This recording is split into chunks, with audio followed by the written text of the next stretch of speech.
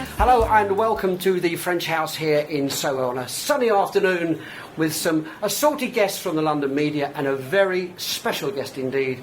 Please welcome everybody, hands together for Nicole Perez. So Nicole, the first question of course, how come someone who is very French is living in North London? Tell me why. In a nutshell, I came to London for jazz music. I had a fascination and arrived in London, fell in love with the city and then found this little spot, North London, Tufnell Park, where I can actually enjoy the city, and then I'm 15 minutes away from a park. Now tell me one city in the world when this is happening. And surely you miss France though, you miss your homeland. Not really. I come from a tiny city in the south of France. The only thing I miss is the wine. I come from Languedoc, which is a wine region, but not really, no.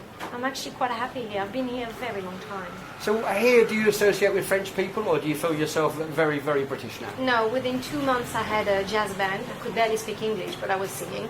And all the people I met were English, so I think I know 2 French people in London. Amazing. Well, I know one, and it's you. Hello. So let's talk about you and your big loves, which is, of course, besides the Bossa Nova jazz music, is the 50s. So why, and this beautiful dress, let's start off with that. Explain this marvellous dress you're wearing. I'm wearing a Syl Chapman. It's a 1959 dress. Syl Chapman was Marilyn Monroe's favorite designer. She was so popular in America that they used her in advertising for Cadillac and the Telegram. She was called the engineer.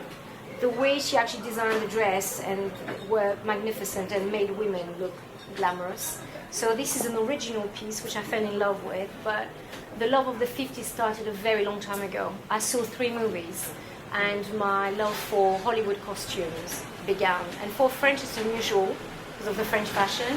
3 movies. The first one was Belle, Book and Candle, with Kim Novak.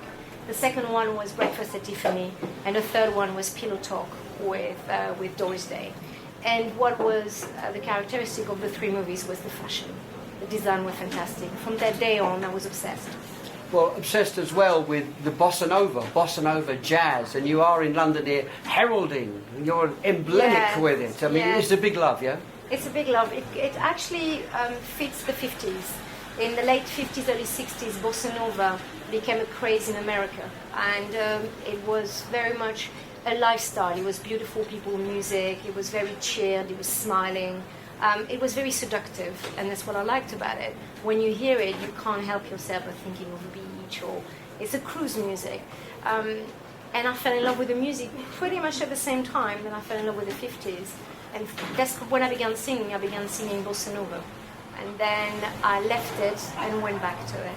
So do you think you're living in some sort of time warp as such? And do you feel there's a place for this music in 2013?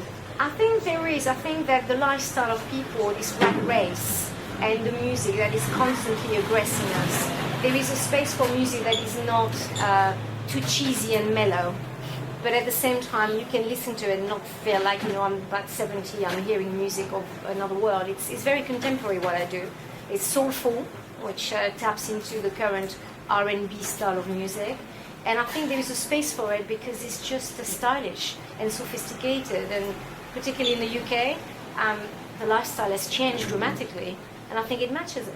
Of course, you made a very brave move with the single to sing in French, and of course, Radio 2 have fallen for it and are playing it everywhere. So, was it a conscious move to do it in native tongue?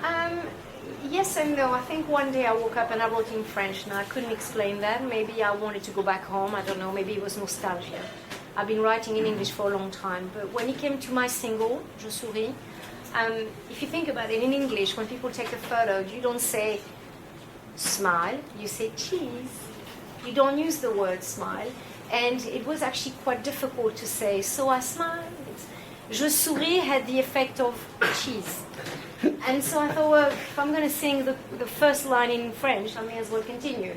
And so this is how it ended up being in French. So we have French cheese, French wine around us. But I'm told when you say fromage in France, nobody smiles at the photo. So. Fromage.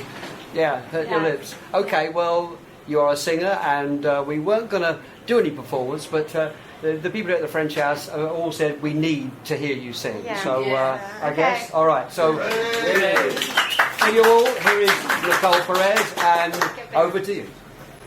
Okay, I think I'm going to do the single.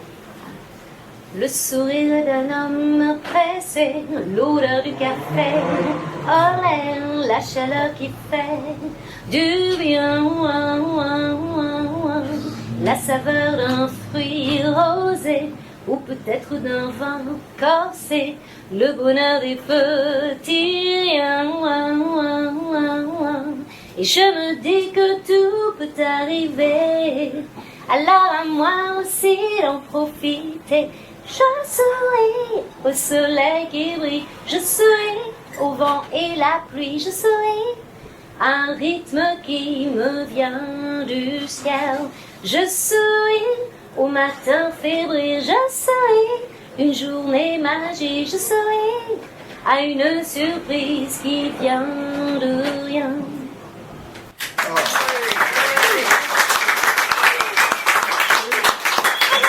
Thank you, Nicole, and thank you everybody from the French House here in Soho. We wish you a very good day, and let the drinking commence.